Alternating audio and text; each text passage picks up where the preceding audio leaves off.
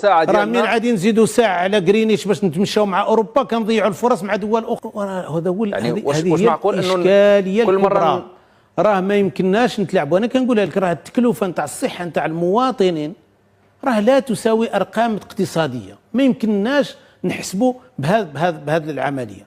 احنا عندنا شركاء اخرين يمكن نتعامل. انا نعطيك مثال، الهند الان ولات قوه اقتصاديه في الرقمنه عالميه، غيرت الساعه ديالها. ولكن سي فرقيت يقول لك اودي بلاتي ما خصناش نزربوا، ما نحرقوش المراحل. كاين مرحله اللي خصنا نصبروا فيها ونخدموا فيها اكثر، وخصنا نتوجهوا لدول اخرى. ونضبطوا الساعه ديالنا. راه من غادي نزيدوا ساعه على غرينيش باش نتمشاو مع اوروبا كنضيعوا الفرص مع دول اخرى ايضا، مع افريقيا، مع امريكا، مع الصين، مع روسيا. هذا كلها ضياع للفرص.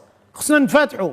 مع الاسف احنا الاقتصاد ديالنا ما ترقاش، وانا كنقولها، او التجاره الخارجيه ديالنا، لان اعتمدنا على اوروبا كشريك اساسي. والوقت اللي ولات عندنا واحد العاده نتاع الشروط مفروضه علينا، ان اسبانيا خصها المنتوجات ديالها تباع هي الاول قبل ما تباع المنتوجات تاع المغرب الى غير ذلك. وبهذه السياسه بقينا فعلا متخلفين.